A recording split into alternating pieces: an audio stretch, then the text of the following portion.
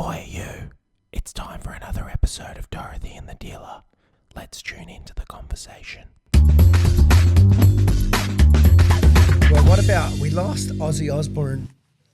I mean, what a fucking huge loss. And I never realised just how loved the guy actually was. Like, people really fucking loved him. And I couldn't name one of his songs, I don't think. yeah, War Pigs, great song. Right. Can you sing it? Yeah. What is it? People gather in their masses, just like witches at black masses. Fucking amazing. Down. Boom, boom, boom. So I grew up with all that stuff, Did you you? know, because my brother was a rocker. Yeah. And, you know, he was infamous, obviously, for biting off the head of I think it was actually a pigeon at a record company's boardroom meeting. But he was all about the shock. You know, he realised at that moment, fuck, this is all about shock, you know, about shocking people. But I don't know whether you ever watched any of the shows about his family.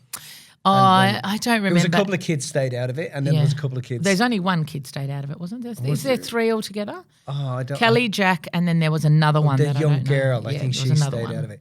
But that was just such a great show because it was just so lovely, you know. I don't remember. I know that I would have watched It's something. well but I worth. don't It's remember. actually well worth a watch because you just got to see how funny he was and how lovely he was. You know, I remember they had loads of dogs, and one of the dogs had shit on the staircase, and he's like, "Fucking hell!" I can't do his accent. What was his wife's name? Sharon. He's like, Sharon, the dog's after shitting on the stair. It looks like a fucking alien on the fucking staircase. And so he was someone who just didn't give a flying fuck, you know. But he was just so beautiful. Like, he was just a really, really good human. And the last show that he did, like, they wheeled him out on stage in a wheelchair. He did a full show. And then every cent of it went to charity. And a lot of his shows, they just donated all the money to charity, you know. There was a bit of an loss. uproar, I think, because Justin Timberlake. Did you see what happened with him? No. He Anything for controversy. Well, he basically started singing, put the microphone down, and then let the audience. And they were like, Ozzy Osbourne on his last show was belting it out, and you haven't even picked up the microphone. Yeah. Anyway, What's her name did that as well when she had lost her voice and they, you know, what song is it? And I will always love you. Whitney Houston. Do do you know who wrote that song? In Australia, no. Dolly Parton. Really? Yeah, Wow. Dolly Parton wrote that. Dolly. I'm pretty sure it was Dolly. Yeah. Wow. Cool. Yeah. And She's then another Whitney just iconic made it her human. own. I mean, how the fuck is she still alive? Yeah, her husband, longtime husband, just died recently. Wow. She's Did you know got- that one of her mates stayed with her for about 8 weeks? Really? Yeah, was one of her basically a hand at the house for 8 weeks and was very close with her. Yeah. Who? Yeah, said, Oh, you can tell me Yeah, I'll afterwards, tell you yeah. afterwards. But she like sang her praises. Said she was really amazing. Like she's really, really apparently, I know this is complete because we haven't got even started our topic, but apparently she's written a song that is not going to be released until after she's gone or until a certain date. Really? Yeah, I think so. I think that's her. Wow. Yeah, she's got a whole, she's got Dolly Land and she's got lots of. Dollyland. Yeah, is it Dolly Land or something Really? like It's that? like Yeah, Disneyland? like a theme park. Really? Yeah. Wow. She's got lots, yeah. How clever. Like him. Oh, such an interesting story. So what are we talking about today? We were going to talk a little bit about We're going to talk about breakthroughs. yeah. Like about actually breaking through and actually talking about what a break. I mean, you and I have been spending a little bit more time on socials, which is a new thing for us. And I think as I'm on there and as I'm communicating some of what the message is, I'm getting clearer and clearer. I mean, we've always been clear. We've been doing this for 23 years now almost. So it's not like we don't know what we do, you know, because that's what the game is about. That's what everything that we're about is giving people an experience of a breakthrough. But then when you have to translate that to people who haven't heard about you or don't know what you do, and you have to actually communicate what is a breakthrough, it's a very interesting place to be, you know. Well, because so many people have a convoluted view of what a breakthrough is. What do you think their view is? Like as in I think a regular Joe Blow. I think the best analogy that we use all the time is moving the furniture on the Titanic. And people think that they're having, like I had one of my clients say to me today, you know, I'm journaling. Do you think I should journal? And I'm like, Well, there's journaling is fraught with danger because a lot of the time you know there's 7 ways in which we create a reality. What we think about, we bring about. What we feel about, we bring about. What we speak about, we bring about. What we write about, we bring about. So writing is one of the first forms of creation. And if you are sitting down and you are writing things and, talking about your pain or talking about, what you're pseudo grateful for, or, and you're you're breathing that into your reality. You're creating that into your life. I think it depends on what you're doing. Coming from an unbalanced perspective, especially when you're coming from what you perceive to be a damaged perspective. But if you understand that when you are writing something into existence, so when you're bringing it into existence, you are communicating with your highest self, and you are trying to build a link between your highest self and bringing it into reality and into humanity. So your highest energy comes through you, and it doesn't happen to you. It comes through you, and you are the filtering system that broadcasts that into the world. So if you are unclear, or you perceive that there are certain things that have gone on in your life that you're unclear with, and you're trying to write your way out of that. Like, I've never seen a person sit down and write into existence anything when they come from a damaged perspective, other than more damage. And so you think you're using journaling as the idea that you're trying to create something. I think a lot of people use journaling as a way to process what's happened. Like, it's a way to externalize or take it out of the, But the problem is that... But it's not having a breakthrough. I 100% agree with that. But also, it's not actually... That's not helping. Depends on what the helping is. Explain. It's a bit because you still perceive, you still haven't broken through. You still have this glass ceiling that you're hitting, and all you're trying to do is process what has happened within that glass ceiling of inertia. You're just processing and doing the same thing. And it's a bit like going and sitting with a psychologist. All you're doing is repeating the same. The reason they get you to keep talking about the story is, first off, because they're trying to get you to nullify the story. They're trying to get you to keep talking about the emotion. So the emotion doesn't have the same hold on you anymore. Yeah, it doesn't have the same hold, and it doesn't have the same amount of potency, and it hasn't captured your ability to express yourself. But all you're doing is you're just fucking opening and closing the blinds on a burning house. That's not a breakthrough. Okay, yeah, 100% with that. And it's same with journaling. Journaling is not going to break you through. Journaling, all it's doing is the same thing. Journaling is a bit like, people go, I write down the things that I'm grateful for. When you're truly grateful, there's no expression. There's nothing. Well, there's no words. There's nothing you can say that ever gives justice or value speak, to nothing. That. There's nothing. And in that moment, you realize there's nothing to write about. So there's nothing for me to say. There's nothing for me to do. I see it. So the concept of your what you've just said there, just to summarize, is that somebody's asking, will journaling help? And journaling is not leading you to a breakthrough, is what you're saying. I think everything that you do to help you process in whatever way, I think great, but it's not. If you really want movement and if you really want the shift, you actually have to know what a breakthrough is. Yeah, I think there's a fine line between processing and coping. Yeah, and I agree with that. So I think that what people are just doing... managing and just managing. Yeah. And like, why the fuck would you want to just manage? Well, here's the thing though, Mitch. People don't that's what people are trying to do. People who have no awareness of what a breakthrough is... Yeah. That's what they're trying to do. That's what they think they need to do, because what they're dealing with just as an example, I was speaking to a client the other day because we were doing the seminar, and I was helping her to break through, right? Now, she was a bit resistant to having that breakthrough. And the reason she was resistant is because she felt that the only potential option for her was opening up a bag of worms or a can of worms and then having to go out in the world and deal with the same thing that she dealt with coming in. So in her mind... Okay, so you're best to just clarify that a bit more, what you mean by that. Okay, so she was resistant. By resistant, she said, I've accepted my mum the way she is. Yeah.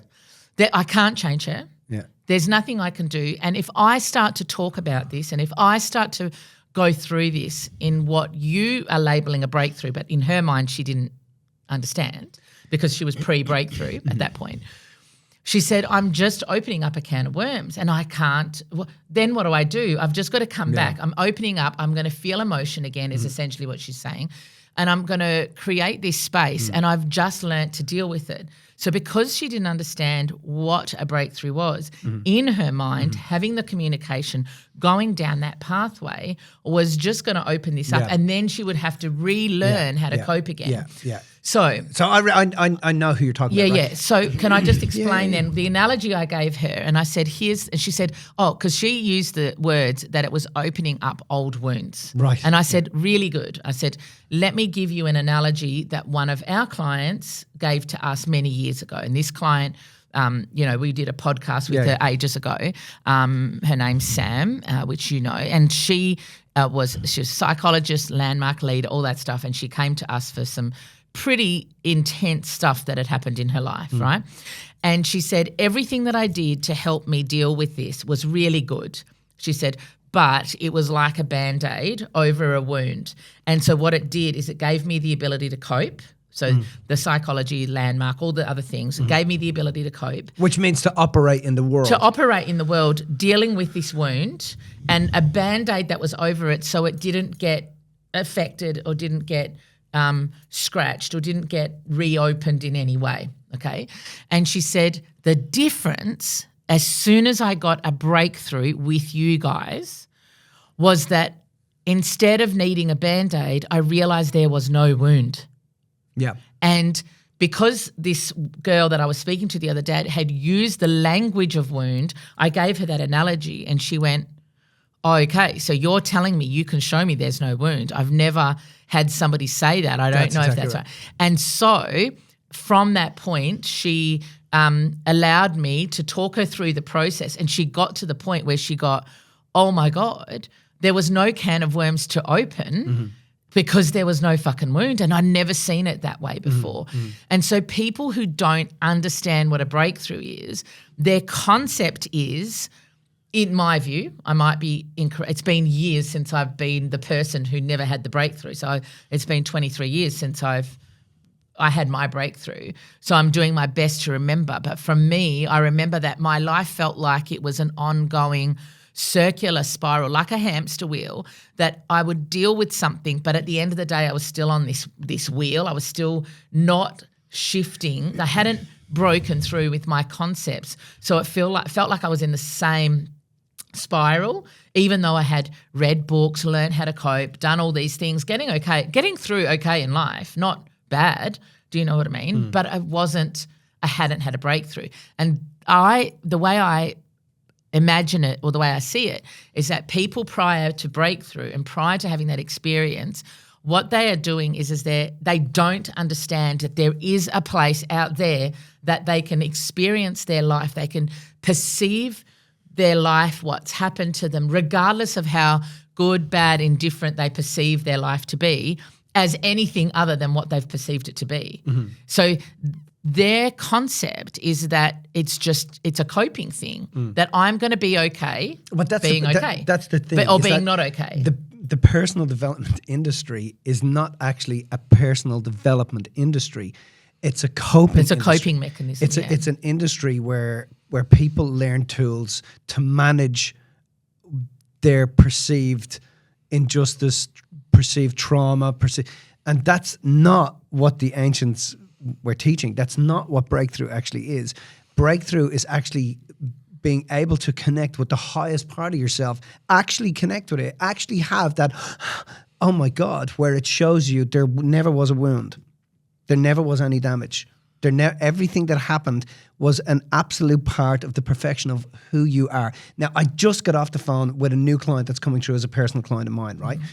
And even when I'm explaining this to her, so she hasn't done the breakthrough yet. No, she has had the experience, but she's trying to experience it based on a fact that she's left her career. Okay, got it. So I'm saying to her, if you're not clear, if you don't break through on how important a career was to you, and you leave with any level of emotion, like fuck you, fuck this, they did this, they did that, they didn't understand Yeah. me. If you leave with any level of that, that's what you're going to walk straight back into, because that's your next blessing, Yeah. right?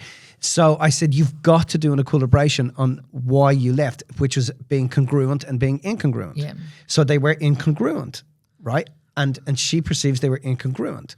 So she's got a breakthrough on that concept. On that otherwise, that's what you walk straight back into. Correct. So the reality is that the beauty with her is because she's had a breakthrough, she understood the language. Yeah. Where in the process she was saying to me, "Oh yeah, but I already know that," and I'm like, "Okay, you know that in your brain, but your brain is, your brain." It doesn't. Well, your brain is brain- trying to interpret what the senses are feeding it. The senses can only feed it things that are lopsided. You have circuitry that runs through your tongue, your nose, your eyes, your skin, and it sends electromagnetic impulses back to your brain to try to decipher what is going on. And your brain tells you what is going on. But your brain doesn't know what the fuck is going on. Your brain is only deciphering lopsided perceptions and information that are coming through the circuitry through your body, right? Yeah, because it's filtering. That's so right. it's only allowing for part of the information. Even though all the information's come in, it's Yeah. filtered out Yeah. all this other stuff. Yeah. So the mind is the brain in action, Yeah. and you have to get out of your mind, right? Because your brain is only sending information through electromagnetic impulses. Your brain is only receiving information and broadcasting information through electromagnetic pulses that come through your senses. But your brain lives in a fucking box that's completely dark. It can't see anything. It can't feel anything. It's just an interpreting system. Makes sense? So when you connect with your highest self and you're having a breakthrough, you're out of your fucking mind.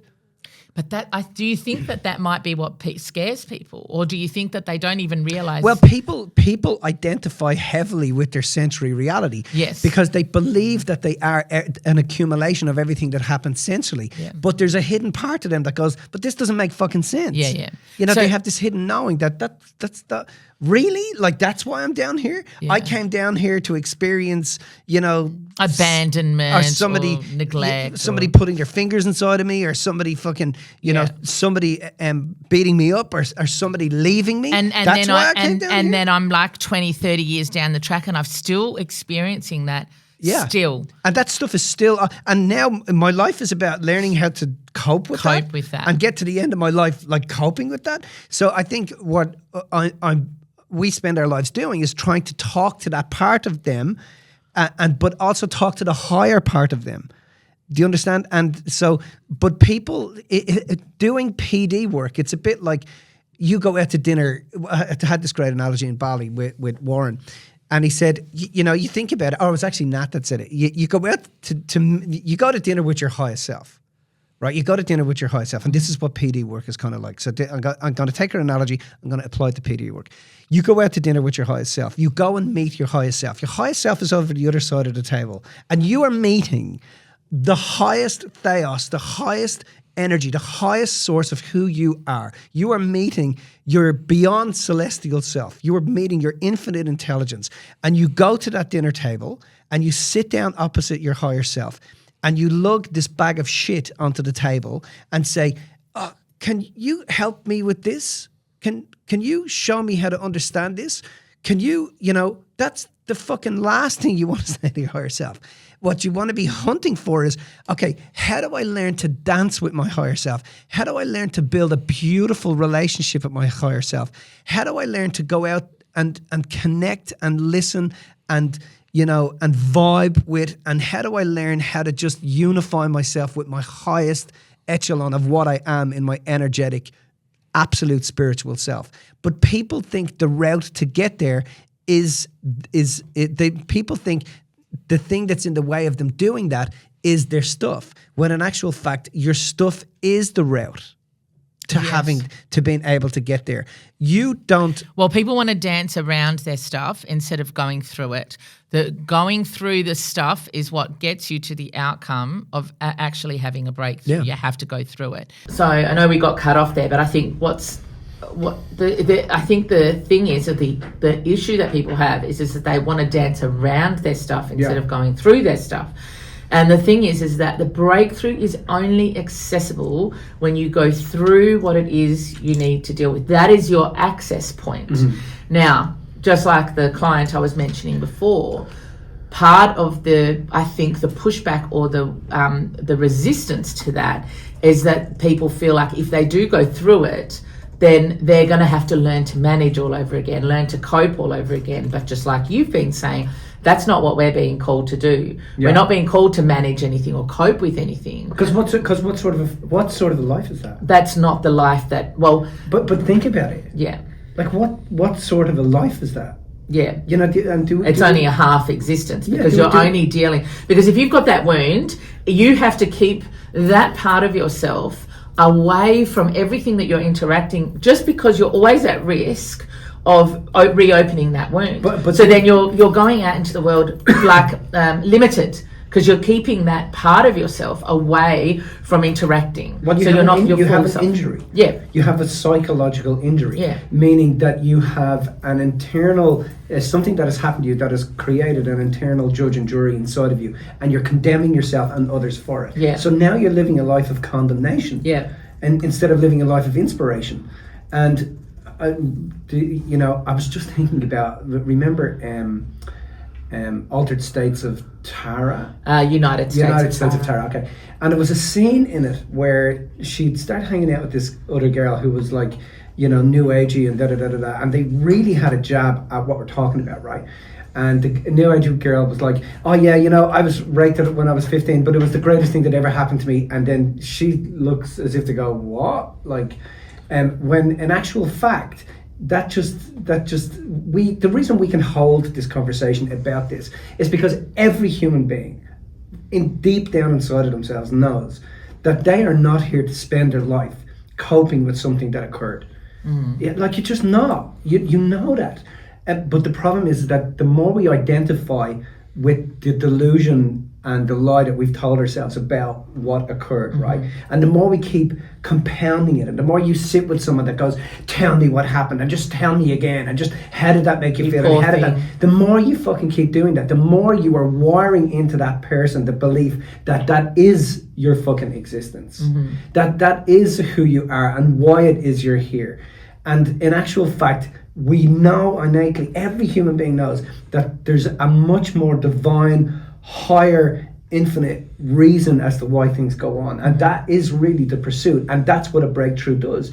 It gets you to that point of absolute understanding, remembering that understanding means standing under the eminence and the light of the divine part of your soul, looking back on your humanity and your existence and saying, thank you, I love you. And that is not a conscious, like, you have a shift, but you don't get there, or it's not a conscious thing. It's not, you can't will yourself into doing that. And the funny thing is like, I can hear people's brains listening to this right now going, oh yeah, no, I know that what happened. No, I understand what happened, and I get that it was perfect, and I get that it was perfect, and that's part of the fucking problem. That's your brain telling you that, and your brain is only an access to that understanding and knowing. And when you understand that stuff and you know that stuff, it's no longer even in your brain. It's no longer even part of your wiring. If people come out of relationships and you go, I can't even see it that way. It's like, if I say, okay, go back to it, I can't even remember. View it with the same way, because your whole lens and your whole perspective has shifted so much. But neurologically. Yeah, exactly. Like, it's you have severed a neural pathway in your brain, and you're not just severing one, the whole brain, because every neural pathway is linked to every neural pathway, and the purpose of it all is divinity and light and love, right? But if you sever a neural pathway here, you see it ripple through the whole effect of the brain. So the person has no memory of it the way it was. It's completely shifted, and that's what I think people don't understand. So what's happening is the brain is through a process of breakthrough. You are taken through it to a place where you literally reshape how you view the neural pathways. The neural network is altered, it's rewired, it's completely shifted. So you can't go back to viewing it the way you used to view it ever again. And let me just say something there. Watch. I can literally hear people listening to this going, yeah, but what you're saying is that what happened was good. No. What you're saying that happened was bad. No. I'm saying that there was more in there that you haven't seen. We're saying that you chose to perceive what happened as you chose to perceive it. Whether it's good, bad, right, wrong, pleasure, pain, happy, sad, it doesn't matter. But the perception that you've created has created the life that you have. So if you've created the perception, then you can be in charge of creating a new perception of that thing. Right, and if the perception you've had has created the life that you've got, yeah. But you cannot create a new life based on the perception that created the one you're fucking in. So breaking through means you're breaking free. To break free, you have to break through. And then your languaging can't discuss that breakthrough experience if it hasn't experienced it. That's right. And so that's a really important point. See what you said there? That is so fucking important. Well, this is what we argued with Joe Dispenza about. Yeah, you cannot talk about a fucking breakthrough if you haven't had a fucking breakthrough. Yeah. You understand? You literally cannot go there. You cannot have that conversation about that breakthrough place unless you've experienced it. So I had a woman in the last relationship and she said to me, and I love it when these things happen. She said, like it was getting to the point where it was it was going to be her time. Yeah.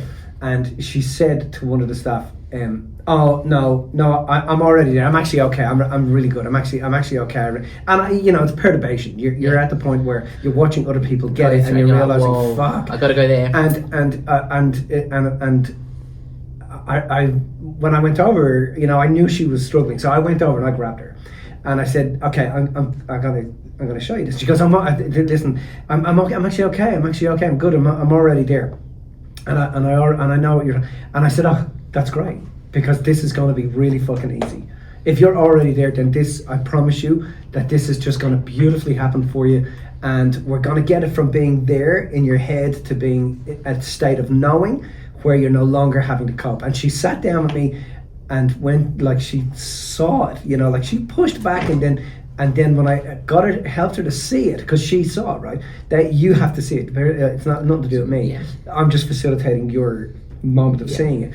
When she saw it, she was like, "Oh my God!" And she was like, I my whole understanding of my whole reality has evolved. Like it's just I'm just in a new state of mind, and I'm like, "That's right. You're out of your mind. You're out of your old state of mind, and the mind is the brain in action. So your mind cannot change without your brain changing." Mm-hmm. Yes. Do you know what I mean? Like it's well, it is. That's the whole thing. Is it's a full shift. Yeah, it's a complete neurological transformation. So, what I wanted to say is the fact that it is almost impossible. It is impossible, in my view, to conceptualize a breakthrough without having had a breakthrough, right? Yeah.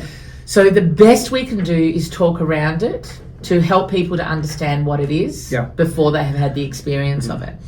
And the way that I would challenge people, I think, to really get that they're there and that they've had that breakthrough is, number one, that they look back on that experience and they don't see it the same way. Mm-hmm.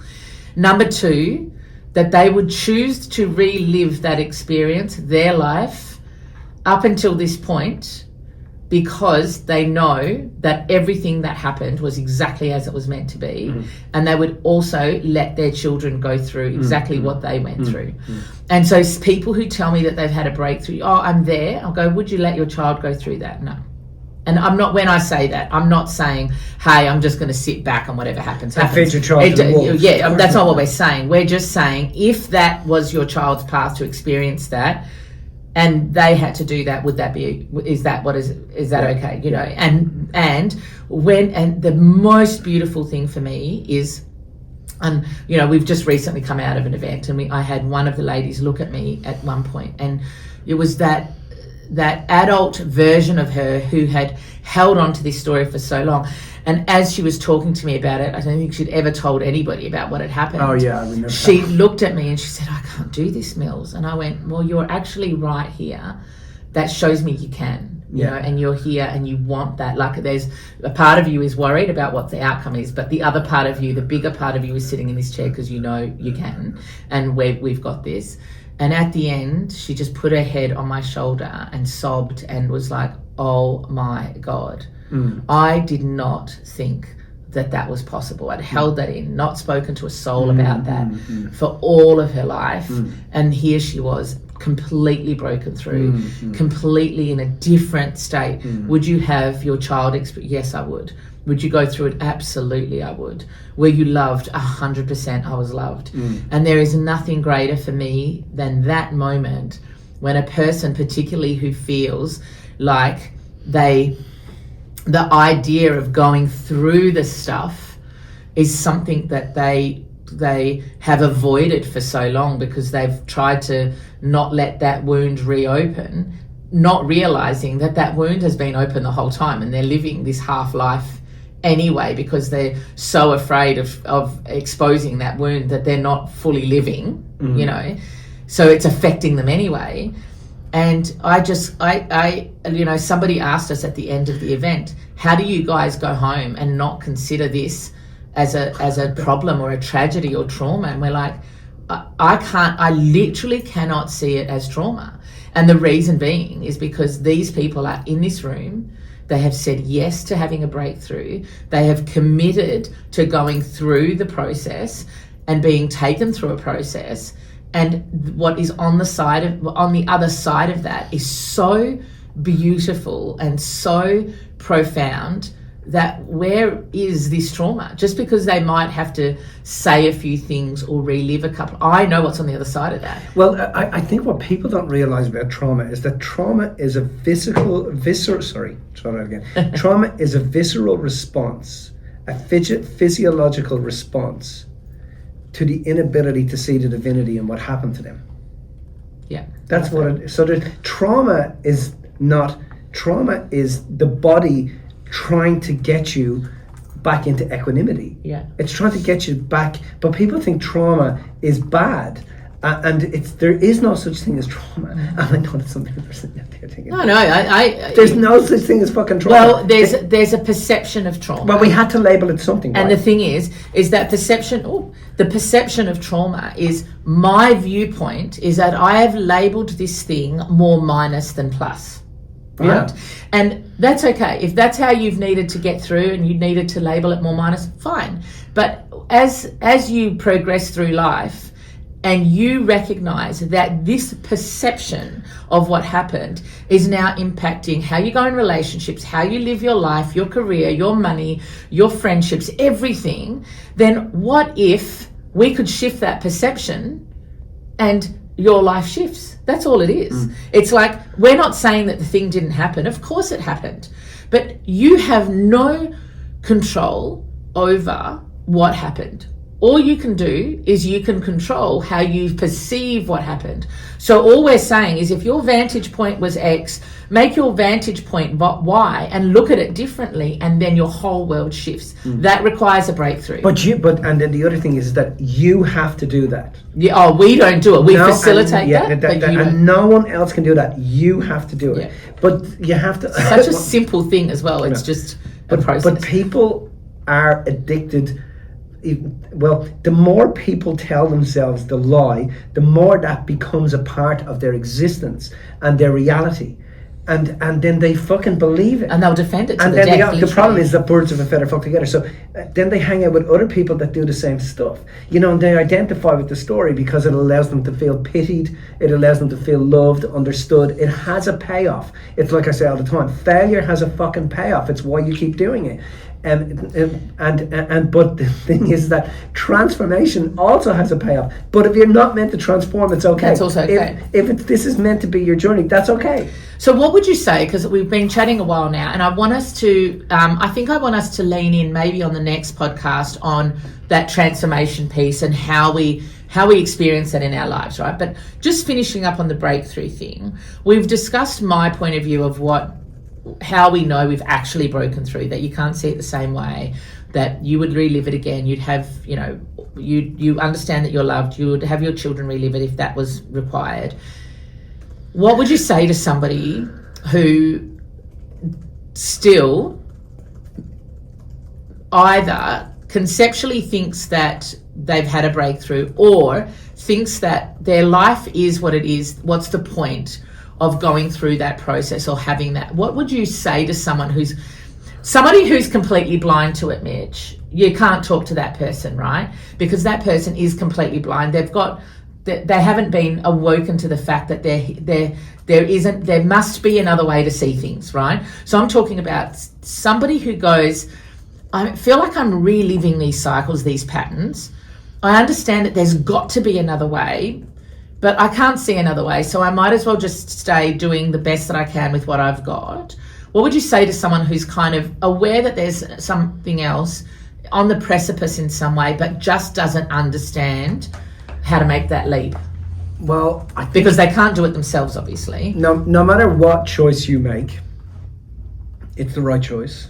Because if you're meant to stay in the story and perception, that's okay. That's okay. 100%. But I think it gets back to the whole concept of, you have to listen to the calling inside of you. You have to listen. Do you want to there's two of you at the end of your life. Yeah, two options. Two of you. One of you is, I spent my life being a victim of my history. The other one is, I spent all my life and I mastered my destiny. Yeah. And I mastered my destiny by seeing that my history had left me tons of clues. And I took those clues and I took that awakening and that awareness, and it made me a better human being. Yeah. And I got to the end of this knowing that I didn't get trapped. Yeah. I didn't get caught. It's that great fucking line by Paul Bailey. I say it all the time and I just love it. Life invites a greater legacy of you than getting to your deathbed safely and comfortably and without any form of challenge. You know, if you're listening to this, you fucking know. You know that it heard you. It heard you. This is the call. How many times does it have to call you to say what happened to you was a gift? To finish off, I am eternally grateful that I have the ability to do that. I have it at my fingertips. So firstly, I got spoken through that process and I went through that process and I had my breakthrough. But now, not only do I have that tool at my finger, because we co-created that together, we have that tool at our fingertips. We have people that have come through that are so inspired by it and have their lives been so affected by it that they are now training and in the process to help facilitate, because it's a licensed and registered and trademark process. So they spend so much time learning because it's so nuanced, right? They spend so much time learning it so that they can facilitate it with others. So we've got credited team that actually know our process. I'm so grateful to you for stepping out on the edge and actually putting yourself out there and creating a seminar where we could facilitate that for people. And out of, there is nothing that if I could give people, if I have ever in my life said to anybody, the one gift you could give yourself, I would say do relationships in you. Because relationships in you gives you that experience of that breakthrough like nothing else will. And I don't know anything, and I've done lots of stuff, I've done lots of PD work, and I've done lots of work with the big wigs. Nothing comes close to the experience of relationships. And even the big wigs will tell you. Exactly. You got to listen. We're great. We got loads of great information, but have a breakthrough. Have a breakthrough and do this. And you can't talk yourself into the breakthrough. You can't meditate yourself into the breakthrough. Read, or listen, or podcast. You actually have to be facilitated through that breakthrough, because your brain will keep trying to keep you in that same loop. And then, obviously, during COVID, the fact that when we couldn't physically do relationships in you in person, that I'm so proud of us for coming up with a way to facilitate that breakthrough online for people. And for me, that and our relationships and you stalwarts, the crew, the people, like all of our team who are so loyal to relationships, and you're like, no, you can't get them to do. People could not do that online. People couldn't have a breakthrough online. And then we created it in such a way that we could show them that not only could you have it online, but you could have it en masse rather than as an individual. And I just think that anybody who is out there searching for that, if you haven't attended relationships in you, that's the place to go. 100%. And then if you are non-local, or if you have attended relationships in you and you want another breakthrough, Flip the Script is the way to go. Because you can relationships and you can only do once. Flip the Script you can continue to do. So and it's, you know, it's interesting to be able to sit in front of a screen and watch 50 people break through in one conversation. It's so cool. And just watch them fucking and actually not have that thing hold them back ever again. It's just, it's phenomenal. So breakthrough is where it's at. Love it.